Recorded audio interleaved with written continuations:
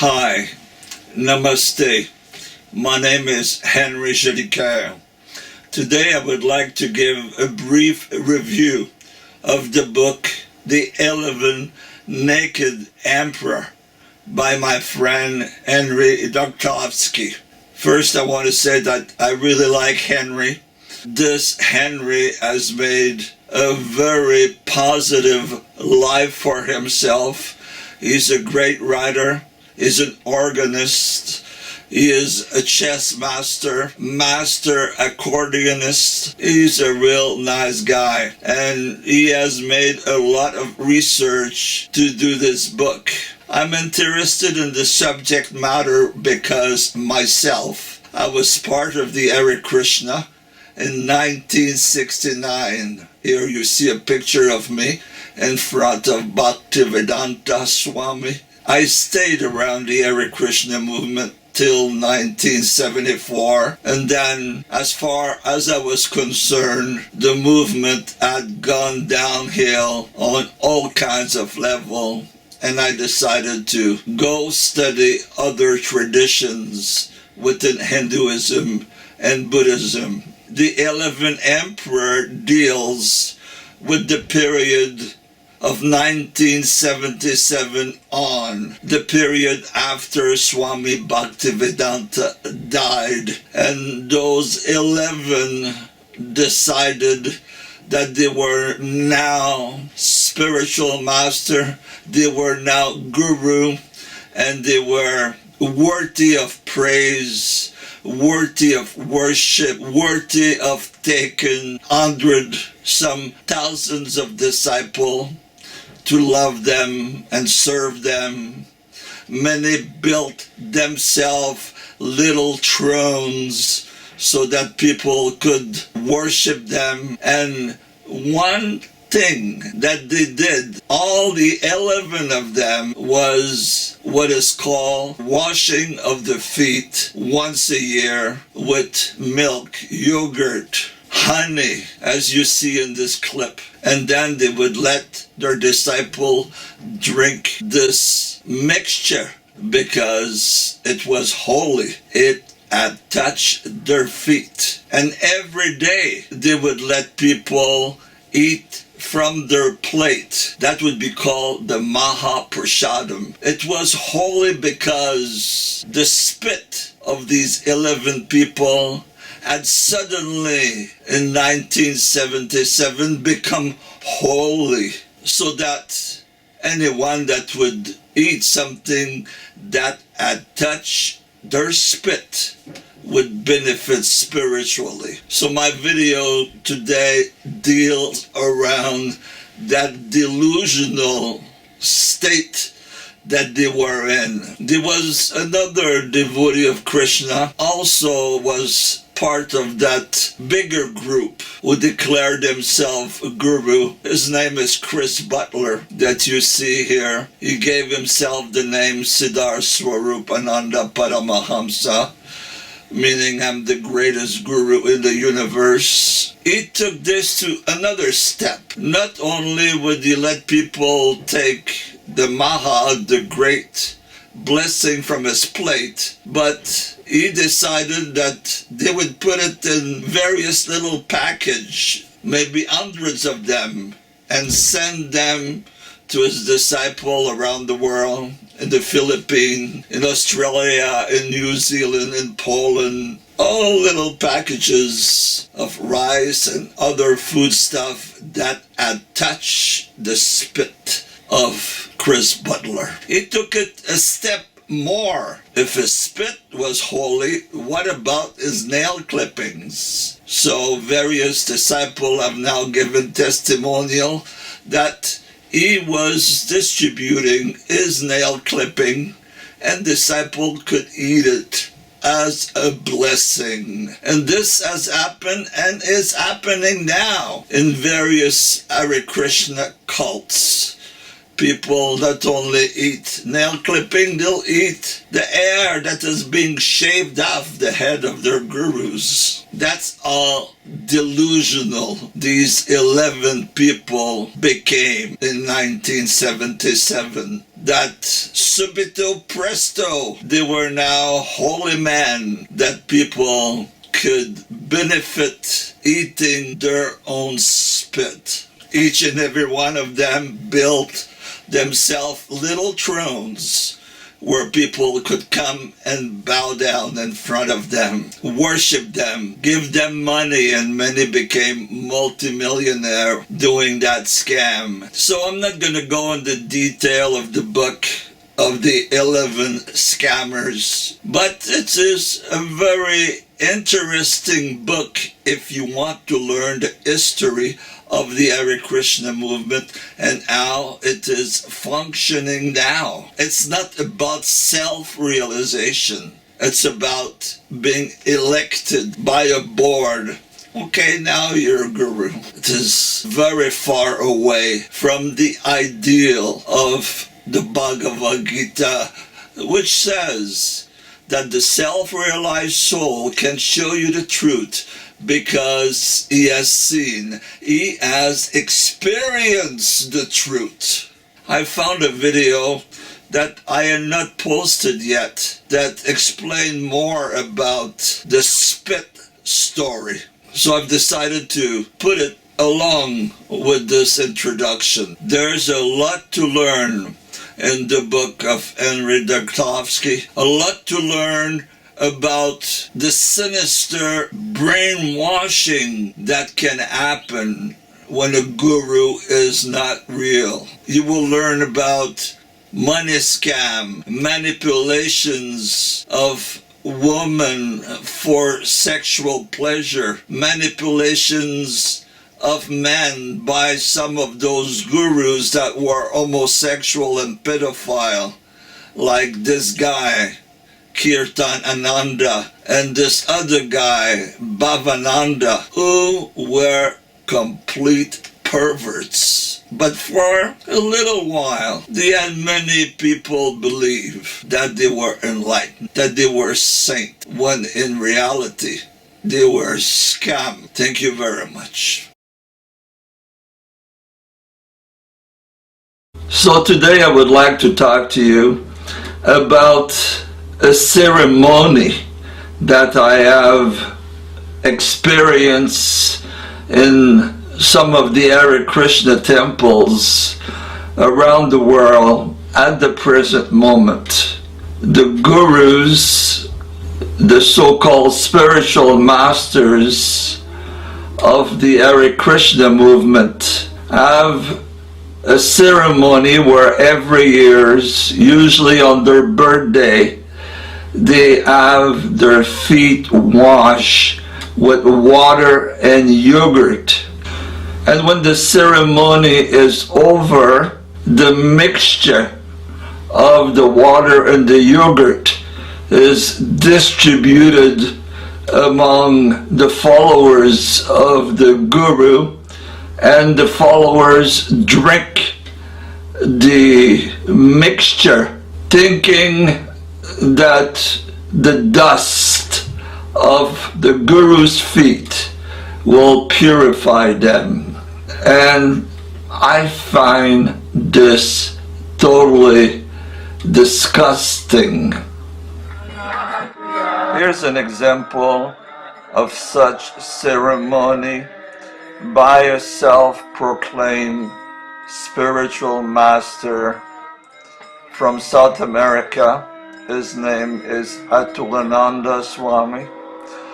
As you can see, yogurt and milk is poured upon his feet, and when the ceremony is over, the mixture will be distributed to his followers to drink and think that they're getting big spiritual blessing. When we think in the Western world of feet washing, we think of Lord Jesus Christ, who washed the feet of his disciple as a sign of total humility.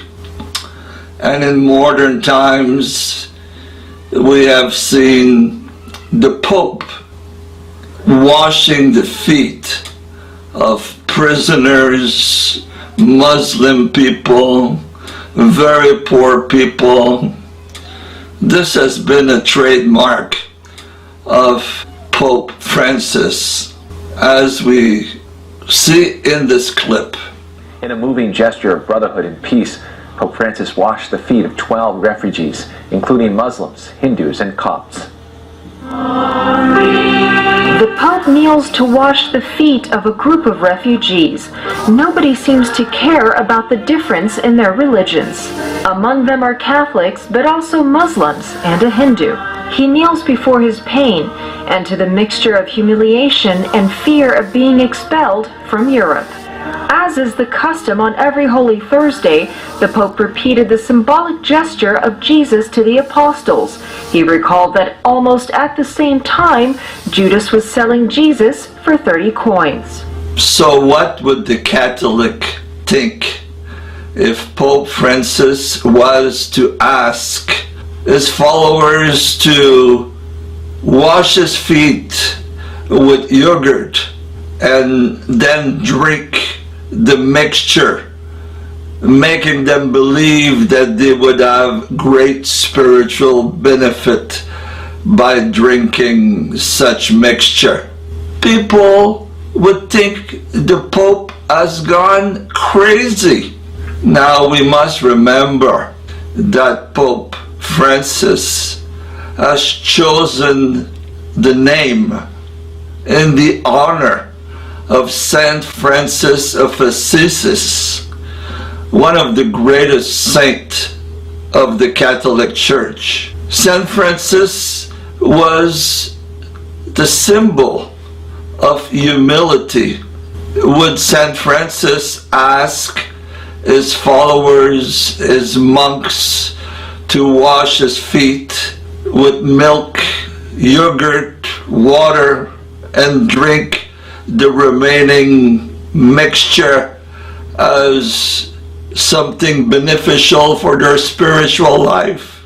Naturally, such a saint would not do such a thing. Since the death of Swami Bhaktivedanta in 1977, at least 200 people have declared themselves to be gurus, spiritual masters, pure devotees of Krishna, and more than 90% of them have gone away from the Hare Krishna movement because they were homosexual, because they were pedophile. They ran away with sometimes millions of dollars of the coffers of the temple. They ran away with different women, and all of them at one time had followers that washed their feet and drank the mixture of yogurt, and sometimes they add a little honey for the flavor. I really think it's time for the Hare Krishna movement to stop such nonsense, and the so-called gurus to be humble and realize that they are the same as everyone else. There's many weird customs in Hinduism and Buddhism. Until the 17th or 18th century, all the excrement, the shit of the Dalai Lama was collected by the monks, thinking that such thing was precious and holy.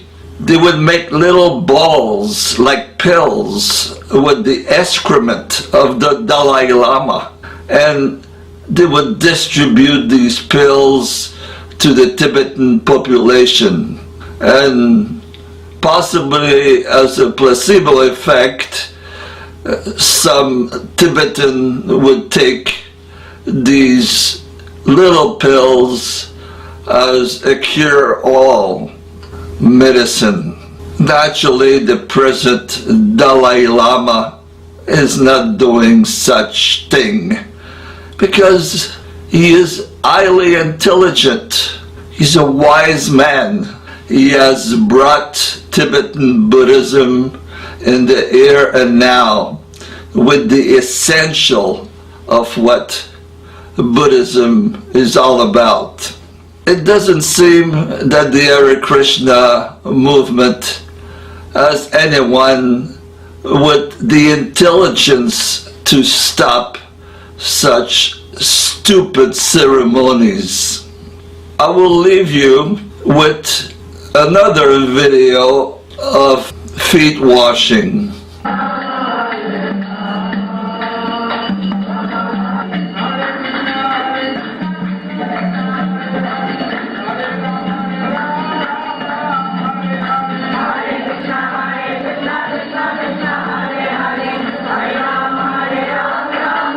So as you have seen, it was a grand ceremony, but 1 month later he was thrown out of the Hare Krishna movement because it was discovered that he had lots of sexual activity with his male disciple.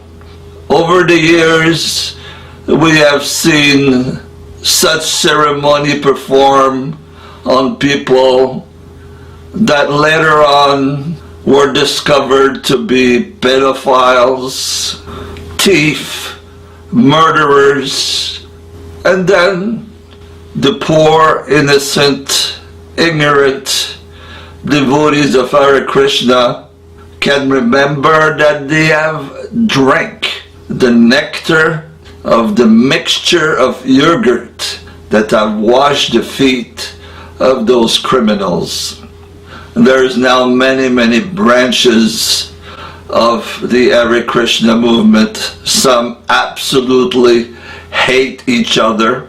They say, we're the right Hare Krishna religion, you're the wrong Hare Krishna religion. But the right and the wrong have people that have their feet washed every year. It is absolutely scandalous, and I'm making this video basically to tell the assembled devotees, the young innocent people that are, in my opinion, brainwashed, just stay away from such megalomaniac that want to be worshipped, served. They want little slave to go get money for them. And when you're not useful anymore, when you question their authority, they'll just drop you and forget about you. Even if you have served them for years and years, 24/7. And what will you do when you grow old and you have no money and no place to go because you have given your time and energy to some false spiritual master? This is how cult recruits, brainwash, and keep controlling the mind of people with such ceremonies as drink the liquid that has touched my feet, and you will make great spiritual advancement. And I say, these are lies, these are scams. Thank you very much.